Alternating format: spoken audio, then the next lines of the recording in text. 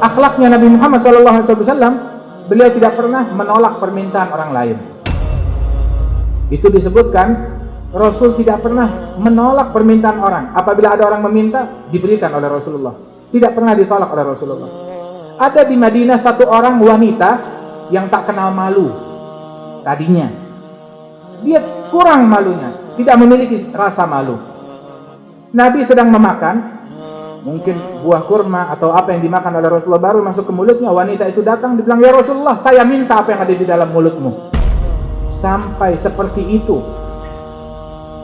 wanita tersebut meminta Rasul Shallallahu Alaihi Wasallam, sehingga sebagian sahabat merasa kesal, tidak suka dengan apa yang dilakukan oleh wanita tersebut. Rasul baru memasukkan makanan, "Ya Rasulullah, yang kau masukkan ke dalam mulutmu, itu aku pinta."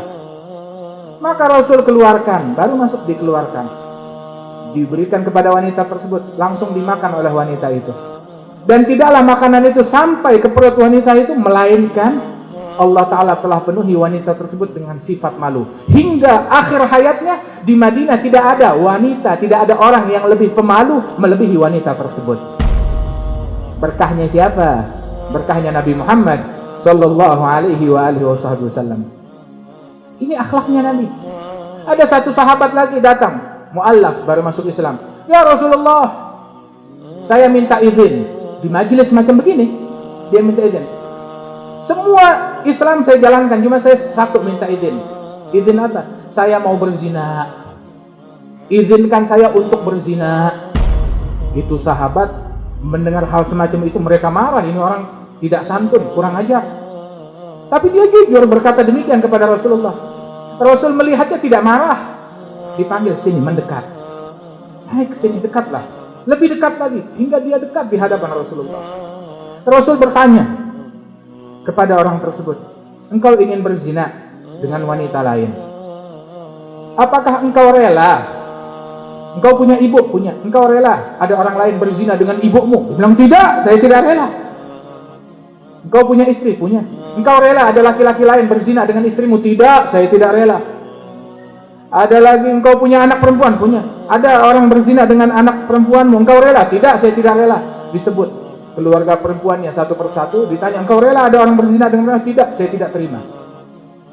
Maka Rasul akhirnya berkata, "Engkau tatkala berzina, engkau berzina dengan perempuan yang mungkin dia itu ibunya seseorang, atau istrinya seseorang, atau anaknya seseorang, atau saudaranya seseorang.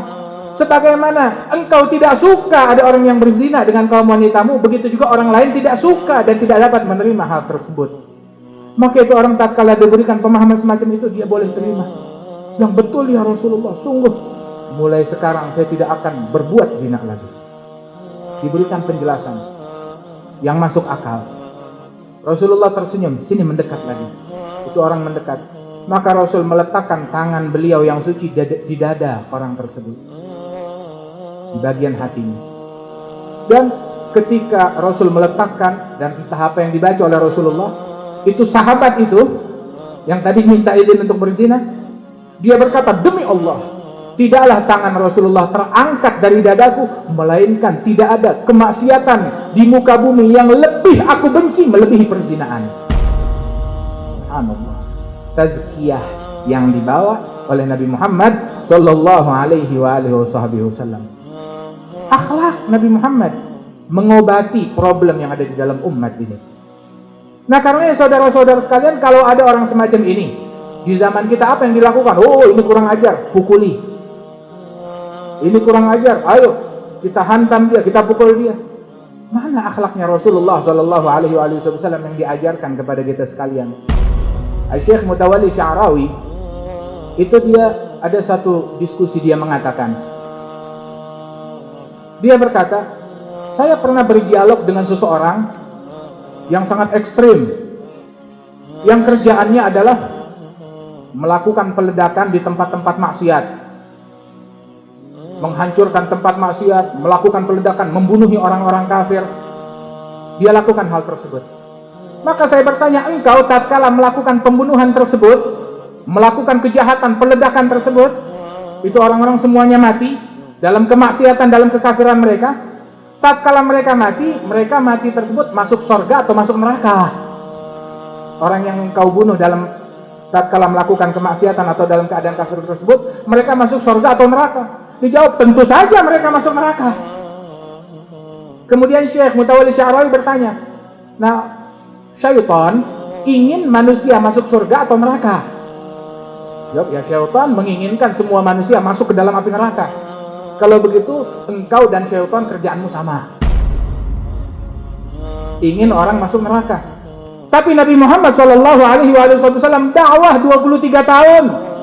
Dimaki orang, dicaci orang, dimusuhi orang, diletakkan duri, dicekik dari belakang, dilempari batu, terluka kening beliau, pecah daripada gigi beliau, darah mengalir dari Rasul sallallahu alaihi wasallam. Beliau bersabar dan beliau mengatakan, Allahumma hdi qaumi fa innahum la ya'lamun. Ya Allah, beri hidayat kepada mereka, mereka tak tahu. Lihat rahmat dan kasih sayang Rasulullah sallallahu alaihi wasallam. Itu akhlaknya Nabi Muhammad sallallahu alaihi wasallam. Kemana kita dari akhlaknya Rasulullah sallallahu alaihi wasallam?